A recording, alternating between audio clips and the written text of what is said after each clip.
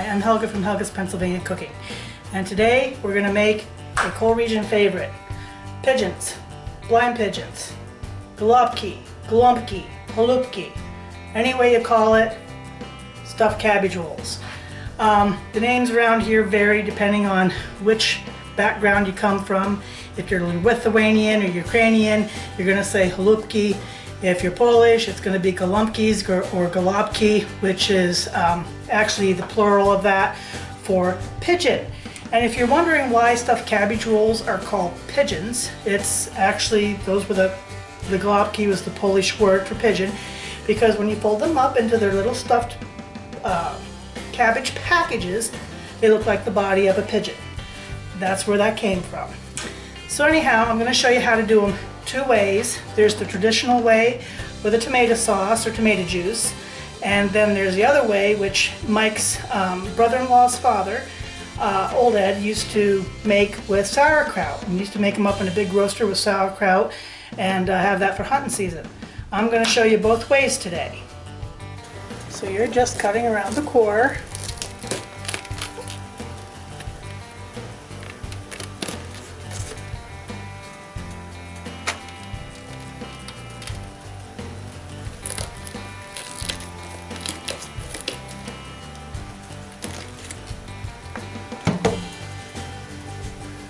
That's good enough?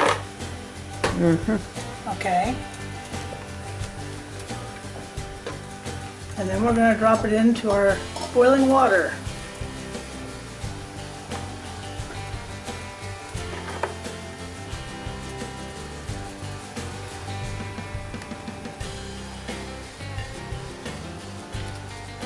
And we want to do that just long enough that we can pull the leaves apart.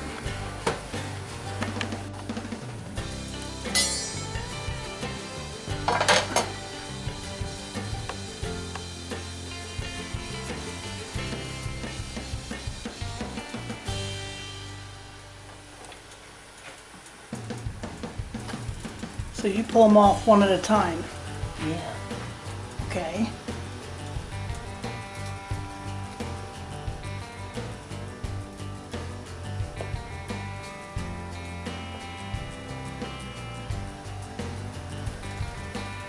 Is I cut this part off. The spine.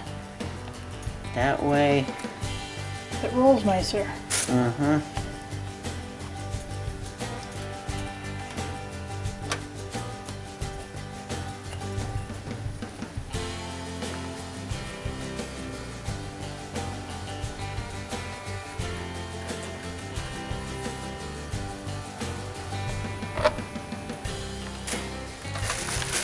Today we gotta soon start filling. Yep, I'll get there. I gotta mix up my stuff. So it goes in the middle of these. Hamburger. I add a little salt, pepper, garlic powder, a little of that stuff, and onion, just a little bit, and then 2 of the boil in the bag rice. And I'm gonna say, so cooked rice would be about 4 cups. I'm gonna add that in here and get this mixed up so we can start stuffing our cabbage. So the rice is all mixed in, and then we're going to take this, what's left of the little bit of head here, and I'm going to take these little leaves off and layer that in the bottom of our pan before we put our cabbage rolls down. So I just laid those pieces in there like that, and now we're going to start rolling up our cabbage and stuffing them.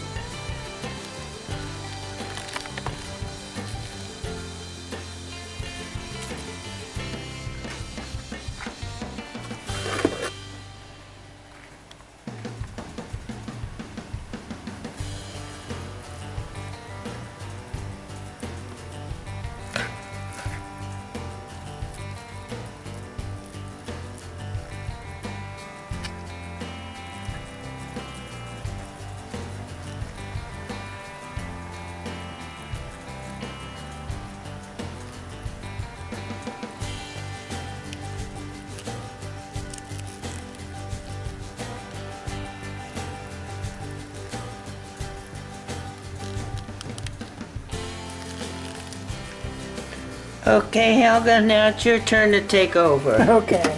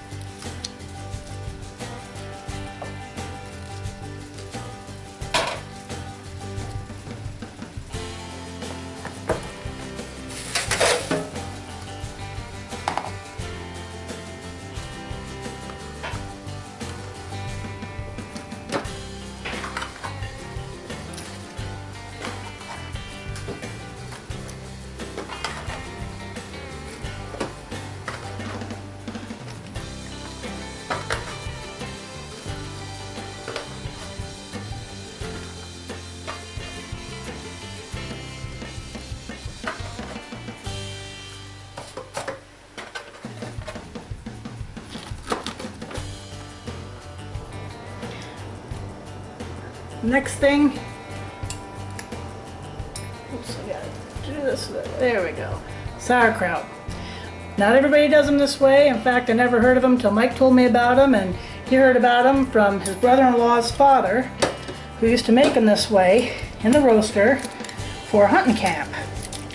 And Mike and I absolutely love it this way. So I'm going to add this big jar here, and there's some juice in this. Yep, there'll be juice in the burger, and there's juice from the kraut, so I'll have the juices to cook in. So even though the filling is the same for both kinds,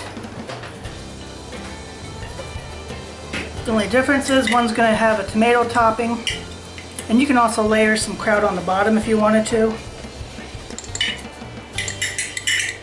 Get all this out. I'm going to rinse the jar out and just throw that juice in here. Throw that out, and there we go. So the sauerkraut pigeons are all ready to get covered up and start cooking. So we're going to do the traditional ones with tomato sauce next. So I have my cut small leaves of cabbage down, and then we're taking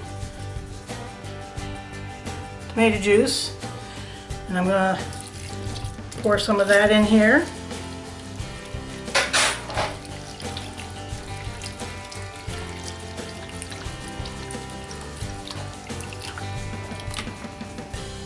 And got the next bunch ready to lay in here.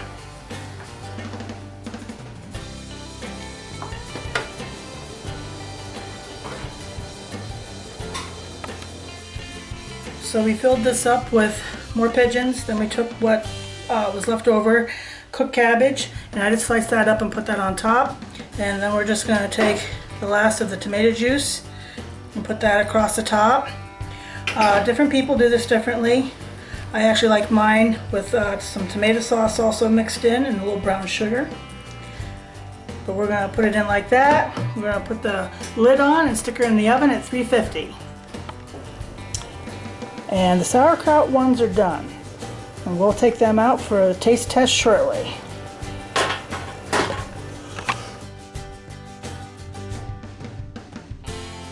Again. Alright, so Becky has never had the sauerkraut version of these before. That was delicious. You like it? Very good. Nice and moist. Oh yeah. Yeah, that has a wonderful taste. The sauerkraut juice goes through it well, doesn't it? Yeah, it does. It's very good. Very good, Helga. Oh, good. I would make these anytime. Well, they're easy. Yeah. They're super easy. So there you go. That's the first timer on the sauerkraut. So if you guys, some of you guys were naysayers thinking that the tomato is the only way to go, now you know better. So now the ones with the tomato juice are done and out of the oven, and we're going to give them a taste test too. I'll have the recipe down below in the description. I will have both variations, both the sauerkraut and the tomato one, and I'll include the few extra things that I do when I make the tomato ones at home myself. So, you know what comes next. Now we have the taste test.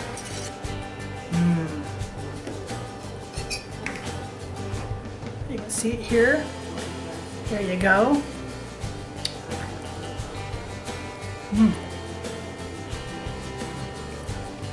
These are so good. Another great coal region comfort food. It's just great. So try them both ways. Try them with the tomato sauce or try them with the sauerkraut. If you like sauerkraut, you're not going to go wrong with those. But the traditional way is just as good, and they're really not that bad to make. They're a little time consuming, but they're not hard. Anybody can do it. So there you go. Here's my blind pigeons, Golabki, Golumpki, Halupki, stuffed cabbage. Like, subscribe, and join me next time here in Helga's Pennsylvania Cooking.